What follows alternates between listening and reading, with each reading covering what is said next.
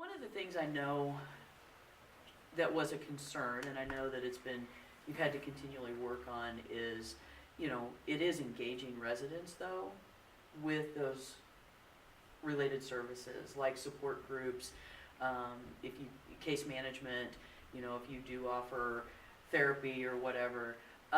So how did you kind of approach that, but also how have you kind of maintained that? Because I also think there was a fear and continued fear of, if people don't come to these things, what are funders going to say? Because we have to report this Right. stuff out too, participation, yeah. One of my favorite stories about this is support group related.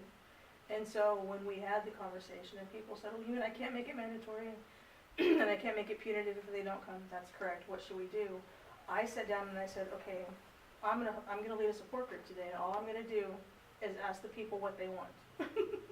And so I sat down and I said, tell me what you want. Do you want it to be in the middle of the day, or do you want it to be at nighttime? Do you want it to be closed group to only residents, or do you want to involve non-residents? Do you want to have a topic, do you not want to have a topic? The whole thing, and had them all written down, let people write down their answers, but then we also had a conversation about it, and to this day, that is still the greatest, in everybody's mind, that is the highest rated support group that we ever had. And it wasn't a support group, it was just tell me what you want. But the residents at the time were so pleased with the fact that we respected their voice enough to let it be heard. And so we still do that off and on, we'll do it, is this working for you, what would be better? It's not near as intense as that particular first time was, but it's just a matter of, I can't pretend to know what your needs are. And so I may be doing something and I think what I'm doing is fabulous, but if it's not helping you, then what's the point? And so just listening to what our residents had to say at the time. And seriously, people still talk about it. People that are non-residents that still come to support groups and say, remember that one time you asked? Yes, I remember that. And it's still in their mind, so great that we did that. Right. And right around the time that we started the Shelter Rules Project, our therapist who was leading support groups had been complaining to me because there were people in there that were sleeping, there were people who weren't super respectful, and so some of the people who really wanted to be in support group didn't feel comfortable sharing, and so I would say our numbers did go down some. Obviously, you're not expecting everyone to go, but the experience in the support group was much better because the people who were there chose to be there. Yeah. They were invested in the process, so it was very beneficial. Right. One of the things, we were fortunate enough at that time to be able to bring in Dr. Terry Peace from National Center on Domestic Violence, Trauma, and Mental Health to talk to staff, and some of whom were struggling with that of, we're not getting survivors to come into these different services, and all of our funders have outcomes that are their outcomes, not necessarily the outcomes for survivors. And as much as you would want to say, please just have the two outcomes of, I know a plan for safety, and I know more about community resources, we have this whole long list of outcomes that we are accountable to. And one of the things that she shared that was pretty simple was to go ahead and ask survivors, hey, one of my responsibilities is to every person who is in shelter is to check in with them to do a plan for safety, is to talk to them about different ways of healthy coping when you're feeling stressed out or feeling traumatized. Could you help me out? Would you mind sitting down so we can go over this? It's still the choice of the survivor. You're more likely than not, they're going to go ahead and agree. And if they don't, that's fine. But you're asking, Right. rather than mandating the person to be able to do it, and it works out. So it's finding just different ways. And back to what you were saying, make sure it's something that people want. Right. And if it's not something people want, I think it has worked really well to incentivize it. Yes. Who wants to go to a group on budgeting? Nobody. Nobody. Yeah. If we as staff don't want to go to a group on budgeting and credit score repair, why would we expect somebody that's in shelter Right. dealing with all? Why would we want? Yeah. Why would they want to? Yeah. So being able to, there are plenty of grants that you can go ahead and build in Yeah. incentives, and so for that, we're able to go ahead and give gift cards. Right. Otherwise, let's go ahead and give out gifts, give out prizes, Right. provide food. Our coffee, coffee talk support group is extremely popular Right. because it's delivered, it's marketed, not as a support group, not as a therapy group, as a way for women and, survivors to be able to come together to talk about what's going on with them. So, sometimes it's the marketing. Right. Yeah. Like our Tuesday night group, we have somebody who makes a home cooked meal, and so the bonus, if you come to the support group, is you Is get this that- amazing food. Yeah. But one of the things I wanted to talk about too, as far as people participating in things, sometimes we have to open up our minds to what it looks like.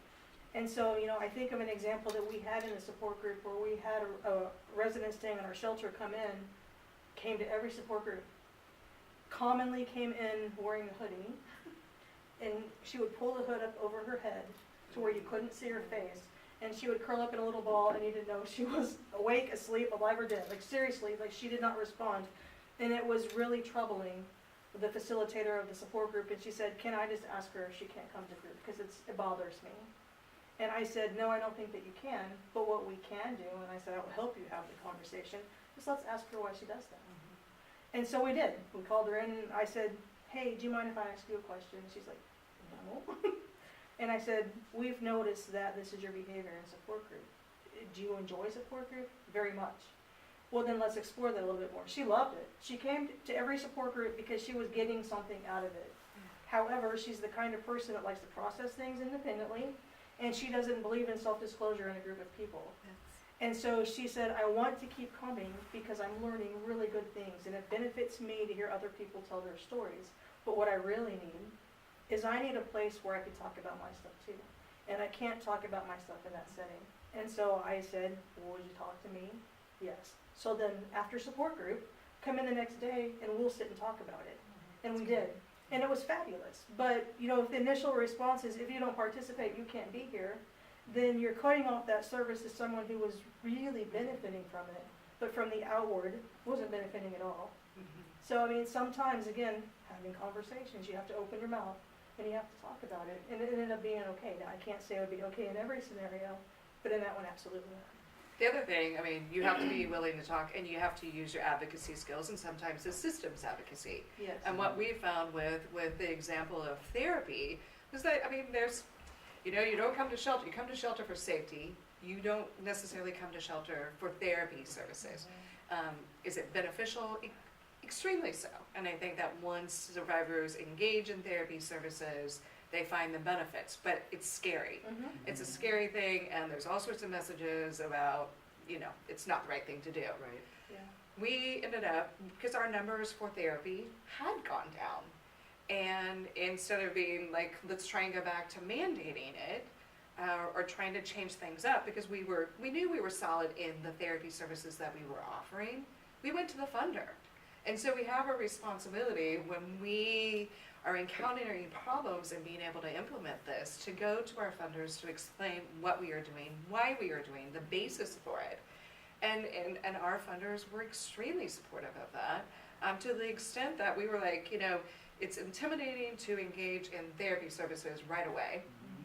What we have found, and we call it support planning, but it's a process of engaging people and finding out what their needs are and what stresses them out and how can we help them cope.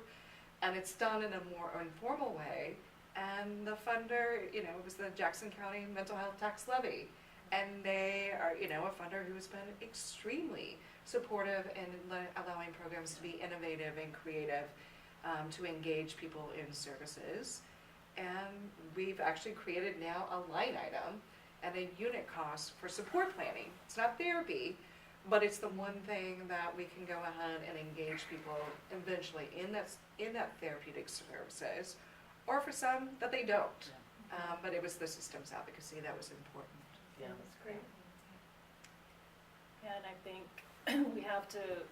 sometimes we have to look at where people are when they come into shelter, that Maslow's hierarchy of need.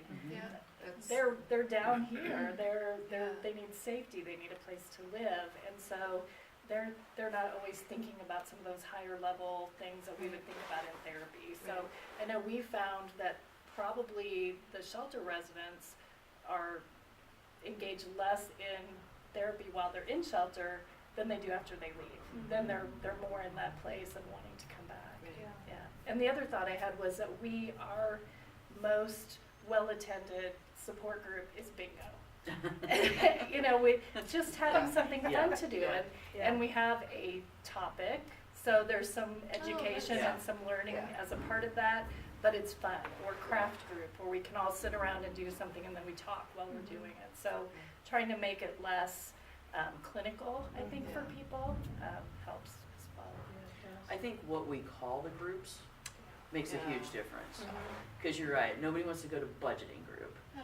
but Well- call it something fun, Mhm. you know. Numbers therapy? Yeah. But we had kids saying, you know, I'm tired of talking about domestic violence. Yes. Mhm. Women say, you know, survivors saying, I'm tired of talking about domestic Right. violence. I prefer to talk about healthy relationships. Yes. Oh, Yeah. hey, what a thought. Exactly. Let's go ahead and do that. Yeah.